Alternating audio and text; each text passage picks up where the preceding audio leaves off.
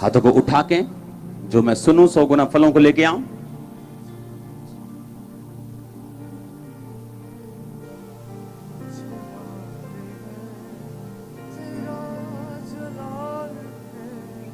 आंखों को बंद करके अपने हाथों को उठाओ।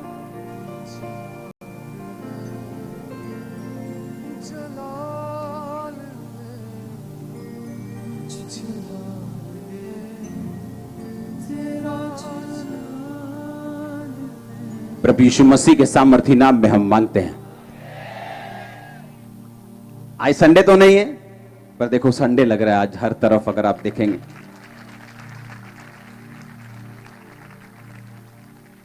हालेलुया। मुझे मालूम है ले हैंड होगा, आप एक्साइटेड हैं क्योंकि जो टेस्टिमनीज आ रही हैं आपने सुनी होंगी।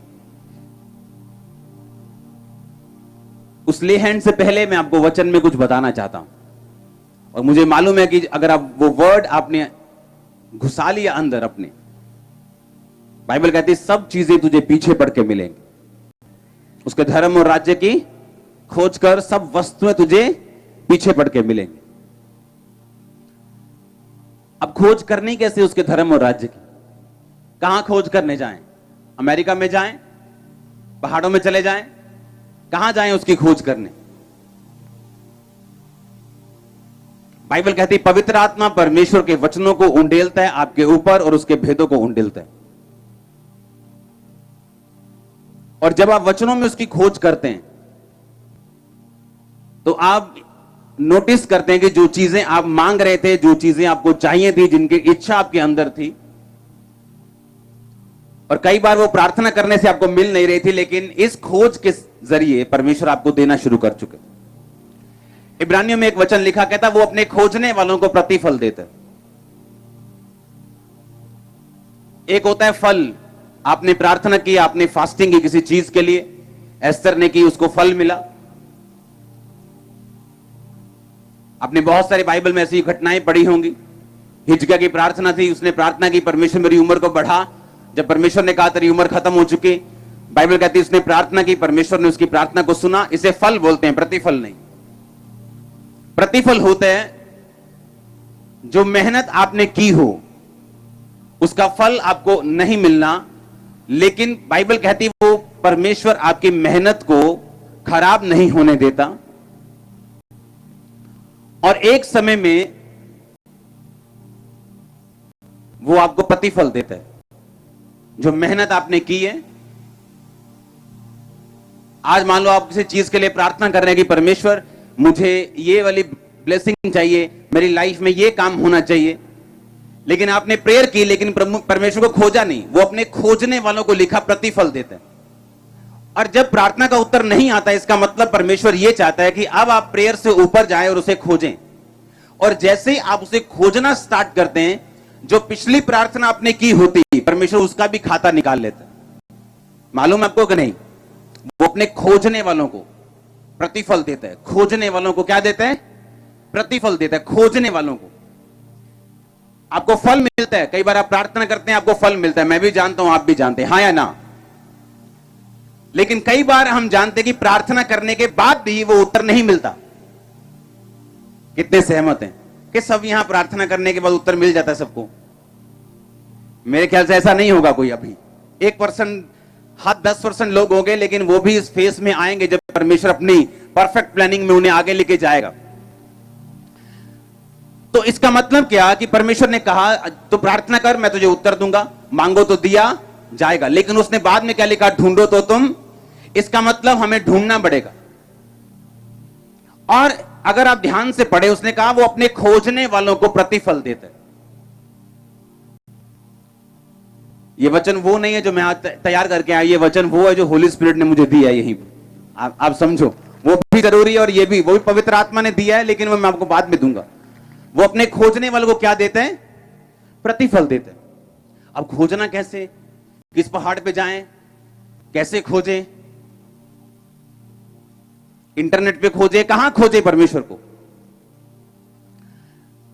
मैंने आपको बताया, एक दिन मैं सो रहा था और जैसे ही मैं उठा, मेरी आंख ऐसे टक करके ओपन हुई तो होली स्पिरिट ने मुझे बोला, डैनियल, मैंने आपको बताया था पिछले हफ्ते, मैंने वो बताया कि मैं डैनियल की स्टडी नहीं कर रहा था। ऐसा नहीं कि 2, 4, 5 दिन पहले मैंने डैनियल के बारे में किसी प्रीचर से सुना हो या हम घर पे डैनियल के बारे में बात कर रहे थे। ऐसा कुछ नहीं था। जिस तरह से मैं बाइबल पढ़ता हूं, मैं कोशिश करता हूं कि 4 महीने में वो बाइबल खत्म होनी चाहिए, पूरी कंप्लीट, और फिर से शुरू, फिर से खत्म, फिर से शुरू। ऐसी मेरी ट्राई रहती है। ऐसा मेरा जो शेड्यूल बनाया होता है वो इस तरह से बनाया होता है, नया नियम से इतने, पुराने से इतने, और मैं इतनी देर में बाइबल को खत्म करूं।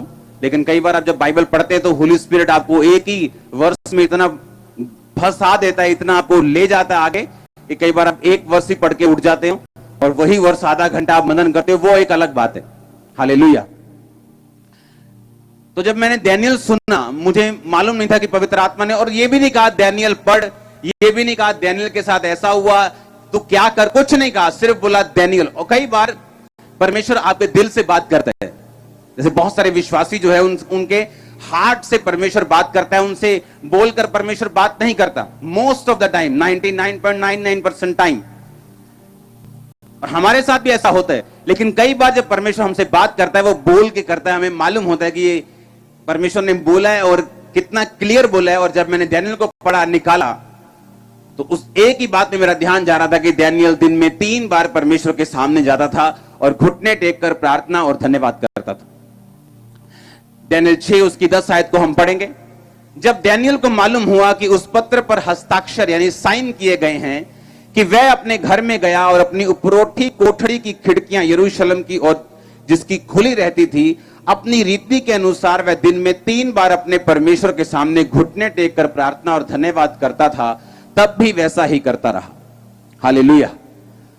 अब बाइबल कहती वो दिन में 3 बार प्रार्थना करता था, ऐसे खिड़कियां खोलकर, जहां भवन बना था परमेश्वर का, उस भवन की ओर मुंह करके वो प्रार्थना किया करता। पुराने टाइम में ऐसा चलता था। कुछ लोग अभी भी उसको फॉलो कर रहे हैं, लेकिन उन्हें मालूम नहीं कि परमेश्वर जो है वो शैतान को हराने वाला परमेश्वर है। हालेलुया। अब बाइबल कहती वो 3 बार प्रार्थना करता है घुटने टेक कर। जिस समय उसे मालूम हुआ कि ऐसी आज्ञा निकली है कि जो कोई बंदा किसी और परमेश्वर की आराधना करेगा या उससे प्रार्थना करेगा, उसे शेरों की मान में डाल दिया जाएगा। डैनियल से जेलसी करने वाले जो लोग थे, उन्होंने राजा को ऐसा उभार के, उसको चुगली करके ऐसी आज्ञा निकलवा के साइन करवा ली राजा की अंगूठी से। यह आज्ञा बदल नहीं सकती थी। अब डैनियल को मालूम हुआ कि अगर मैं परमेश्वर के साथ प्रार्थना नहीं करूंगा तो मैं मार दिया जाऊंगा। लेकिन बाइबल कहती तब भी वो उसी खिड़की की ओर, जिसका मुंह खुला रहता है, कहता उसी खिड़की की ओर वो बैठा और दिन में 3 बार जैसा पहले प्रार्थना करता था, धन्यवाद करता था, वैसा तब भी करता रहा। अगर आप डैनियल की लाइफ को देखें, जो अन्य जातियां ब्लेसिंग्स चाहती थी वो डैनियल की लाइफ में थी। जो ऊंचा पद वो चाहते थे उनके पास नहीं था। जो पावर वो चाहते थे उनके पास नहीं थी। बुद्धि वो चाहते थे, इन्फ्लुएंस चाहते थे, उनके पास नहीं था। वो सब किसके पास था? डैनियल के पास। और डैनियल के पास क्यों था?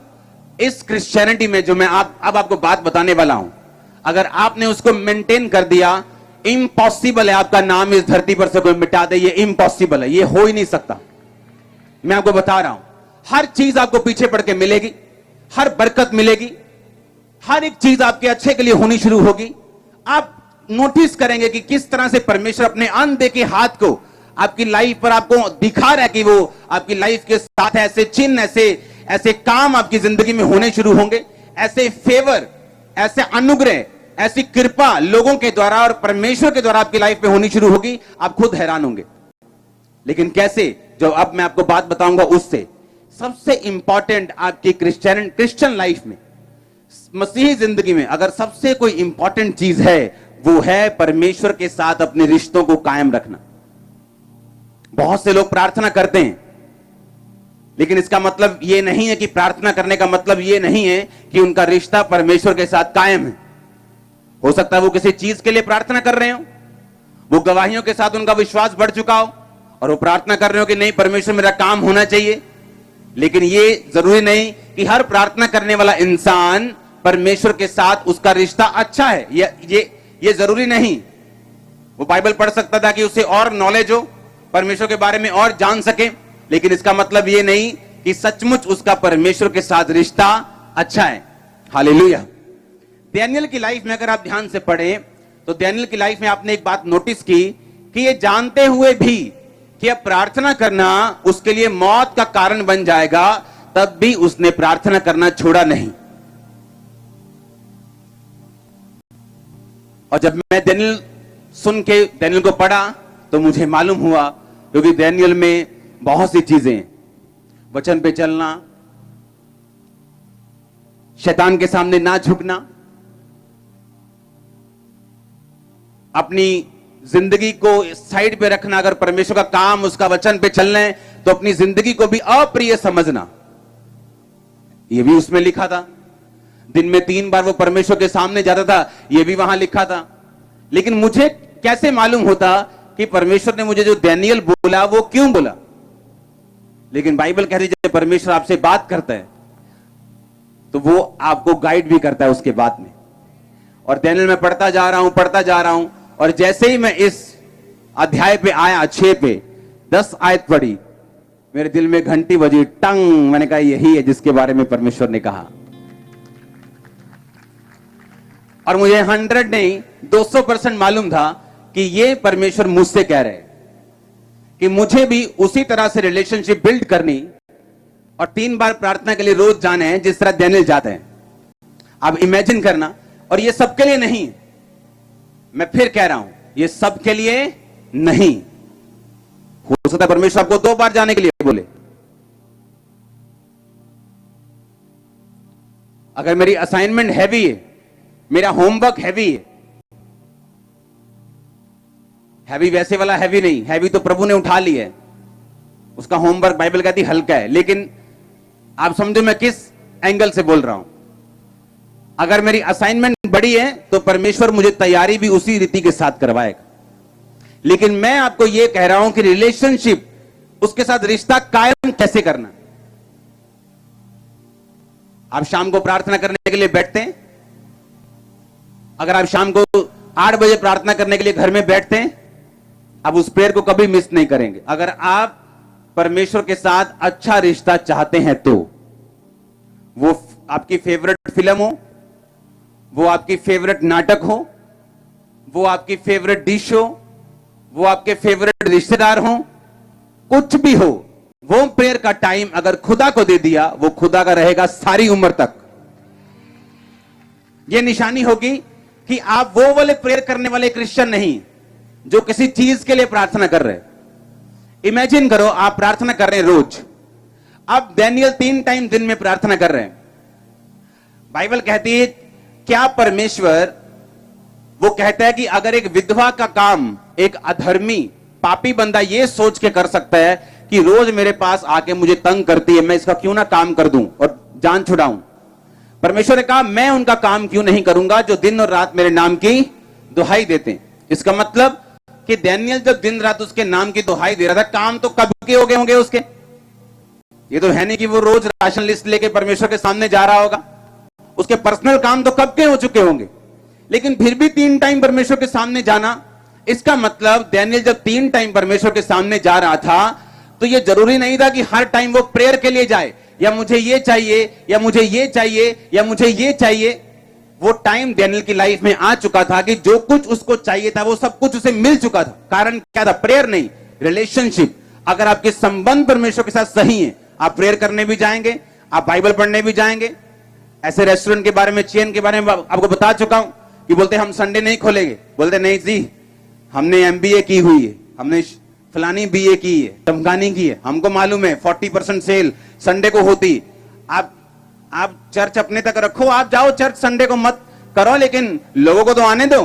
कहता नहीं, मगर मैं शट डाउन हूं संडे, मेरा बिजनेस भी शट डाउन है संडे में, चलाऊंगा नहीं।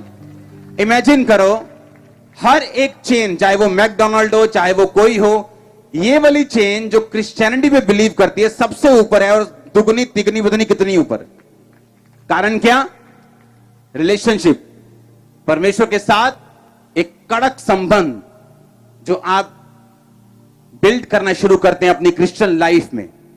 जिस तरह परमेश्वर ने मुझे सिखाया कि किस तरह से 20 मिनट की प्रार्थना जो मैं रोज करके ये सोचता था कि शायद मुझसे बड़ा प्रेयर करने वाला कोई नहीं, उसने मुझे सिखाया किस तरह से मुझे अपनी प्रेयर लाइफ को बढ़ाना है और परमेश्वर के साथ अपने संबंधों को मजबूत करना है। इमेजिन करो आप रोज उसके पास जाते हैं बिन नागा। जिस दिन आपको उसकी सबसे अधिक जरूरत होगी, आप मेरी बात पर यकीन करना, आप छोटी सी आवाज लगाएंगे वो झट पे आ जाएगा। मैं आपको बता रहा हूं, ऐसे लोग हैं जो रोज चर्च जाते थे, अमीर नहीं नॉर्मल लोग, रोज चर्च जाना एक बंदे ने, उसका कोई नहीं था। लंच टाइम 40 मिनट का 20 मिनट में खाना खा के 10 मिनट में खा के बस चले जाना फटाफट, 15 मिनट में चर्च में प्रार्थना करके आ जाना। और उसकी गवाही बताती कि जब वो बीमार हुआ और हॉस्पिटल में था, यीशु मसीह खुद उसके पास विजिट करके गए। हालेलुया।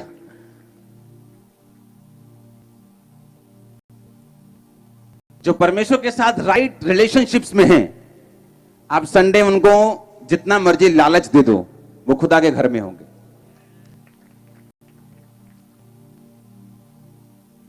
वो अपने रिश्तेदारों से लड़ पड़ेंगे, नहीं भाई संडे मैरिज रखी है, हम नहीं आएंगे। क्यों नहीं आओगे? हम चर्च जाते हैं संडे। यह भी एक सुसमाचार का प्रचार है। वो 10 रिश्तेदारों से बात करेगा, ले भैन ते आंदी नहीं बोली तो संडे चर्च जाती, संडे चर्च की हुंदा। अच्छा, और सुसमाचार शुरू। आपके एक स्टेप से सुसमाचार शुरू। और कैसे परमेश्वर बरकत देता है? इसी तरह से। कैसे बरकत देगा वो आपको? आपके रिलेशनशिप्स को देख के, आपके संबंधों को देख के। कई बार पुलपट से जो प्रीचिंग होती है ना, जो आधा घंटा लोगों को समझाते हैं, समझ नहीं आती। एक स्टैंड अगर परमेश्वर के लिए ले लिया जाए, लाखों को समझ आ जाती परमेश्वर कौन है। लेकिन यह कैसे होगा? उसने कहा, अगर तू मेरा चेला बनना चाहता है और अपने मां, अपने बाप, अपने शरीर, अपने खेत, अपने प्राण को भी अगर अप्रिय ना समझे, तो तू मेरा चेला नहीं हो सकता। जो कुछ तू मेरे लिए गवाएगा तू पाएगा। यह तभी हो सकता है अगर आप उसके साथ अपने संबंधों को कायम रखें तो। नहीं तो नहीं हो सकता, क्योंकि जैसे ही प्राण पे आई, अगर संबंध अच्छे नहीं परमेश्वर के साथ, तो खत्म। बोलेंगे जान है तो जहान है। करो सरपंच जिन्हों है ते नबेड़ो काम। हाँ, छोड़ो झगड़े को, अंदरों मन नहीं जाओ। यीशु मसीह कहना, तू अंदरों मन नहीं जा, तो उत्ते आना, तू तेन पहचानना भी नहीं कहने, कहना ये जानते ही नहीं कौन है भाई।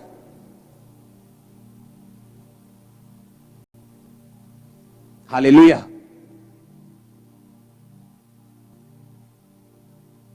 अगर आप यीशु मसीह के साथ अपने रिश्तों को कायम करना चाहते हैं, तो ये आसान नहीं।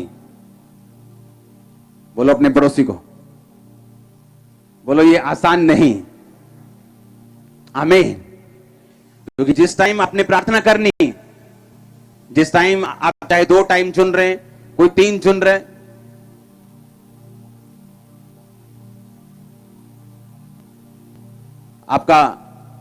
आपके फादर, आपके मदर सुबह ब्रेकफास्ट टेबल पे बैठे हैं, आप भी बैठे हैं, आपको जल्दी जल्दी काम पे जाना है, बस आपने 20 मिनट में खाना खाया, हाँ जी हाँ जी कितना ठीक है जी, ठीक है जी, कोई नहीं शाम में मिलते हैं, आप चले गए, चलो ठीक है काम था, बाप भी बोलता है माँ बोलती चलो कोई बात नहीं, सुबह सुबह काम है फिर मिलेंगे।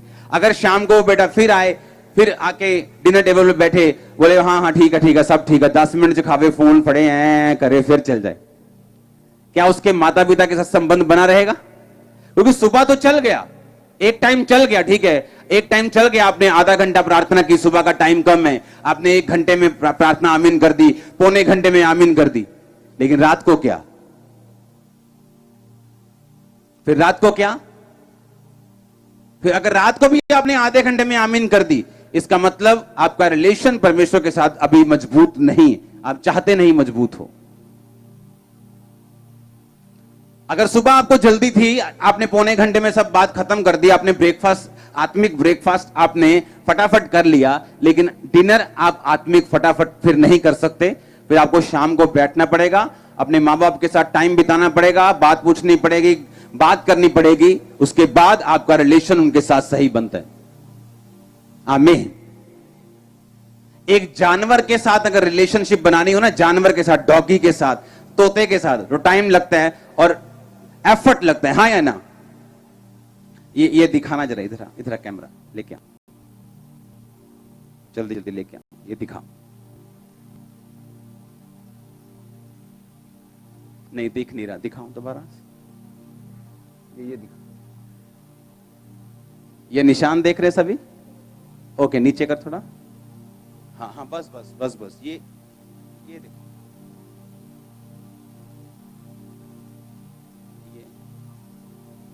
ये सारे मेरे तोते की फोटो दिखाना। ये मेरा तोता देखो, इसको दिखाऊं? अगला अगला फोटो, ये बहुत बड़ा है, ये 3-4 फुट का तोता है, ये छोटा नहीं। सुनो, मैं इसके साथ टाइम स्पेंड करता हूं रोज, और अगर आप मेरी बाजू देखे, कैमरे पे आया नहीं, उसने नाखून, इसके नाखून दिखाना, मेरे जो कंधे पे, जूम करना है इसको। ये तब था जब ये छोटा था, सिर्फ 6 महीने का। जूम करो, जूम करो, वो देखो पैर देखें उसके नाखून देखें। ये भी छोटा था, जब बच्चा था, जब ये आया था, ये उस दिन की पिक्चर है। इसका नाखून इतना हो चुका है, इतना बड़ा, ये इतना बड़ा नाखून हो चुका है इसका।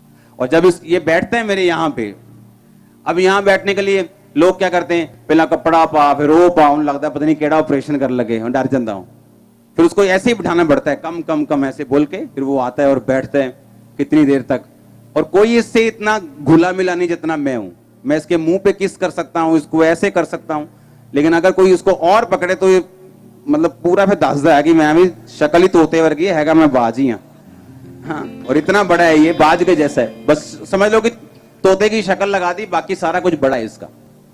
इमेजिन करो, एक जानवर के साथ अगर आपने रिलेशनशिप बिल्ड करनी, तो वो आपके निशान डाल देते। ऐसे लोग हैं जिनकी डॉक्यूमेंट्रीज हैं, जो शेर पालते हैं और शेर के साथ जब खेलते हैं, जब शेर उनके साथ मस्ती करते हैं, तो नाक की हड्डियां टूट जाती हैं उनकी। और ये भी नहीं कि शेर ने अटैक किया, सिर्फ खेलते खेलते, पर फिर भी वो शेर को छोड़ते नहीं कि यार मेरी हड्डी टूट गई नाक की, छड्डो, दफा करो इन, हाँ बाजू पे निशान पड़ रहे हैं, छोड़ो। एक देखो, जानवर के साथ रिलेशनशिप अगर बिल्ड करनी हो तो कितनी एफर्ट लगता है। सोचो, परमेश्वर के साथ हमने अगर रिलेशनशिप बिल्ड करनी हो तो फिर निशानों की परवाह मत करो, हड्डियों की परवाह मत करो, कुछ भी परवाह मत करो, किसी चीज की परवाह मत करो। अगर आपने परमेश्वर के साथ समय बिताना है ना, आपको बहुत चीजें छोड़नी पड़ेंगी। आपको शरीर की ओर ध्यान देना बंद करना पड़ेगा। बहुत सी चीजें आपकी लाइफ में आपके आगे आएंगी, बहुत से सैक्रिफाइस आपको करने पड़ेंगे। पर एक बात मेरी याद रखो, पुराने नियम में परमेश्वर ने कहा, जब तुम्हारे पास मजदूर मजदूरी करने के लिए आए तो उसकी मजदूरी देने में देर मत करना। ऐसा ना हो कि वो मेरे नाम की शाम को दुहाई दे और तू मेरे सामने पापी गिना जाए। हां, किसी भी मजदूर की मजदूरी देने में देरी मत करना।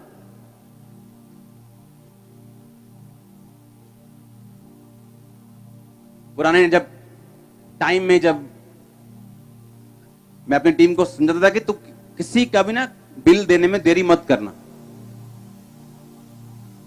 बिल वाला नहीं आना, ओ यार बात चाहिए यार, और दोबारा आई यार, फिर आई यार, मैं बिजी पड़ा, किच बिजी है तू है?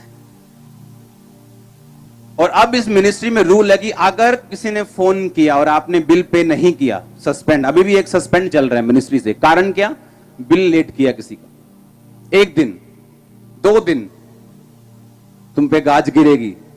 पुराने लोगों को सस्पेंड किया इसी वजह से कि अगर आप मिनिस्ट्री में हैं, आप परमेश्वर के नाम को ऊंचा उठाएंगे। अहीं अंदर राजे बन के बैठे होना, लो जी आज जगह ले ली प्रभु दे ਲਈ ਤੇ ਬਾਹਰ 5-5 ਹਜ਼ਾਰ ਦੇ ਬਿੱਲ ਲੋਕਾਂ ਨੇ ਕਲਪਦੇ ਹੋਣਾ। ਤੇ ਕਾਰਨ क्या? बेवकूफ टीम। और जब क्लीनिंग हुई और आज जब लोगों को ठहराया गया, उनको मालूम है एक कॉल काम फिनिश। कि जैसा हम अंदर फील करते हैं खुदा के लिए, वैसे ही बाहर लोग भी फील करें कि हम ऐसी जगह के पास जा रहे हैं, ऐसे लोगों के पास जा रहे हैं जिनके पास इनफ है, इतना है कि कोई कमी नहीं किसी भी चीज की। कितने मेरी बात को समझ रहे हैं? जब आप परमेश्वर के साथ संबंधों में रहते हैं, रिश्तों में रहते हैं, आप हर चीज के बारे में सोचते हैं, आप उसके नाम को नीचा नहीं होने देते। इमेजिन करो, आपको परमेश्वर ने बरकत दी, हाँ, आप यीशु मसीह में आए, आपके रिश्तेदार अन्य जातियों में अभी भी यीशु मसीह को मानते नहीं, आपने परमेश्वर ने आपको बरकत दी, आपको आशीष दी, आपको परमेश्वर ऊंचा कर रहा है, आपको ब्लेस कर रहा है, सब तरफ से आपकी सिस्टम को ठीक कर रहे हैं। हाँ, और एक दिन आप बीमार हो गए और आपने रिश्तेदार को बोला, यार आई यार, मेरे को आई यार, मैं बड़ा दुखी हूं यार, आई यार मेरे को। और रिश्तेदार आ रहा है और बात कर रहा है, अच्छा तेरे ये हो गया, अच्छा मैं भी तेरे डॉक्टर ना गल करदा। जब बरकतें मिल रही थी तो तूने रिश्तेदार को फोन नहीं किया कि आज मुझे बरकत मिली है, आज मुझे फलानी मिली बरकत, धमकानी बरकत मिली। लेकिन जब प्रॉब्लम आई कोई, वो भी अपनी कमियों की वजह से, तो अन्य जाति रिश्तेदारों को फोन किया। खुदा की महिमा हुई कि नहीं हुई? नहीं हुई। और परमेश्वर आपको ऊंचा करता है जब आप उसकी महिमा करते हैं। आप मेरी बात समझ रहे कि नहीं? अब वहां पे एक विश्वास करने का टाइम था, क्योंकि बाइबल कहती है धर्मी पर मुसीबतें आ सकती हैं, आएंगी, लेकिन परमेश्वर उन्हें हर एक मुसीबत से मुक्त भी करेगा। लोगों पे मुसीबतें आएंगी, लेकिन वो बोलेंगे हाँ मेरे परिवार पे आ गल हुई सी, उस तो बाद ही कभी ऊपर नहीं आए। धर्मी आपको ये बात कहते कभी नहीं मिलेगा। यही तो फर्क होगा धर्मी में और दूसरे में, हाँ या ना? लेकिन अपने महिमा करने वाली बातों को वो तो हम बता देंगे रिश्तेदारों को, वो तो गुप्त रखते हैं, लेकिन अगर कोई प्रॉब्लम आ जाए वो हम बताते हैं, तो इससे परमेश्वर की महिमा नहीं होती, और जब परमेश्वर की महिमा नहीं होती वो आशीषों को ब्लॉक कर देता है। और ये चीजें किनकी समझ में होती? जिनकी प्रार्थना होती, रिलेशनशिप होती, प्रभु के साथ बैठते हैं, बातों को समझते हैं, आत्मिक दिमाग उनका खुला होता है परमेश्वर के लिए क्या करना है, वचन को पढ़ते हैं,